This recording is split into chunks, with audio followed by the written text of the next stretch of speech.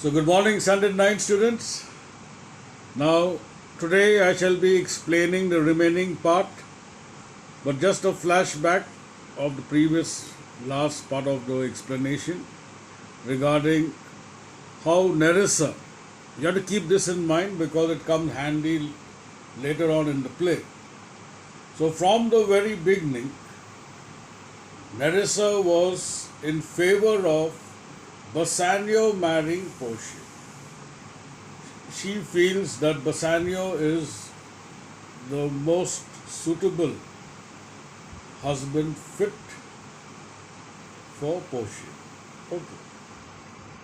So now while they were conversing, even Portia, while Nerissa was praising, she was blushing, she was smiling, because it seemed that she also inwardly, she also feels that Bassanio is the most suitable husband for her. So that brings a smile on her face. But just then a servant enters. Okay.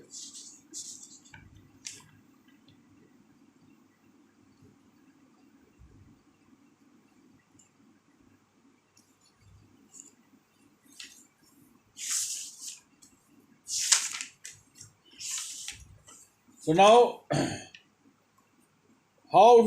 what news? Now you have to be aware of the custom and tradition that used to be implemented or practiced in the Western countries. Now, if you have to visit someone's house, so you have to send your servant as a messenger to inform the people whosoever's house you want to visit. You have to inform them from first that you will be visiting the house at 10 a.m. or 5 p.m., whatever it is. So it was a custom that before you enter or visit anyone's house or you want to meet somebody, you have to first inform. So the servant has come with some information. Okay. Now, here he says, the four strangers seek for you, madam. Now, the four strangers are actually referring to the six suitors. Now, we do not know whether Shakespeare had deliberately made this mistake or just to show the knowledge of servants. Okay, so they had made a mistake by saying, the servant has made a mistake by saying four. So we'll keep it as four only for this conversation. Because now Portia seems to be in a good mood when the topic of Bassanio was being discussed, so has brought some smile in her face. So here he says, to take they leave means they want to meet you and take permission or they want to inform you that they will be leaving. And there is a forerunner come from a fifth. Now there is another member also there, a forerunner, okay, who is actually a messenger. So he has also come. The Prince of Morocco who brings word, the prince, his master, will be here tonight. So the servant has brought two messages. One is that the suitors, so the counting is by mistake, it is supposed to be six, but as per the servant, we go by four. Okay. So the four suitors are wanting to meet Portia to tell her bye bye. And then he informed the fifth one has arrived as a messenger who has now gives a message that his master, the Prince of Morocco, will be arriving tonight. So this piece of information has been given to Portia by the servant. Now you have to read and remember this. We know it is six suitors, but as per the servant, we we will mention four. Because in reply to that, Portia also takes it by the same number. If I could bid the fifth welcome with so good heart, as I can bid the other four farewell. So she also doesn't want to contradict the servant by saying, no, it is six, not four. So she says, if, because see, everyone welcomes, see, when you welcome somebody, you welcome with a open heart. You're very happy to welcome somebody. But when anyone goes to bid farewell, so usually bidding farewell is a sad occasion. So she says, if I could be so happy to welcome the fifth one, I think I should even give a warm farewell. Means I shouldn't be sad that these people are leaving. I should be as happy as I welcome a person.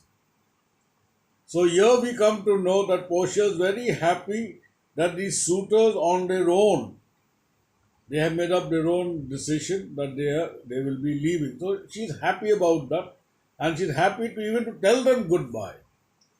There's no sign of regret or any sadness she is showing at the moment. Okay. I should be glad of his approach. I would be very happy to receive or welcome the fifth, that is the Prince of Morocco. Okay. If he have the condition of a saint, okay, if he has the nature of a saint, means that if he has come to visit me as a visitor, then I would pay my due respect. All right, now keep this in mind. If he has the nature of a saint, means if he just come for a visit, then I would give him or respect him like one would respect a religious person. Okay. And the complexion of a devil. Now, if he has come in the form of a saint and having a complexion of a devil means dark skin. Okay. The color of his skin is black. So, if the Prince of Morocco happens to be a dark prince, okay, so maybe as a prince, I would honor him and respect him because of him being from a royal family. But I'd rather he should shrive me. Okay, shrive me means like he should hear my sins like a holy man. Now, we Christians, so when we commit a sin, then we have to go to the church and confess all our sins to the priest. Okay, and then he will give us suggestions, he will tell us to do some penance. We have to pay for our sins. So she says, if he is in that form, then I don't mind confessing or telling him to hear of my sins because he is a holy person. But then wive me. Okay. Wife actually here means if he wants to marry me, if he wants me to be his wife. In other words, she has already made it very clear that the Prince of Morocco, if he is a dark prince and if he is of a religious kind, then I wouldn't mind confessing my sins to him. Give him the respect of a holy person. But if he decides that he wants to marry me, then I'm afraid I am not going to marry him. Okay. Come, Narasa, Sira, go before. Sira is actually addressing a servant. Okay. Means, come, Narasa, let us go. So she tells the servant, you go ahead. While we shut the gate upon one wooer, another knocks at the door. Says, come on, let us go and lock the door because these suitors are going away. Because barely we will close the gate, so close the door for somebody to go, another person will knock. Now, this is a little bit biblical. Okay. Now, there is a saying when God closes one door or shuts one door, then he opens the other. So, in the similar manner, she said, let us go and shut the gates for those suitors who are going. Because barely we will shut the gates over there, we'll have to open another gate because another person will knock. So here it has been made very clear that Portia is color prejudice.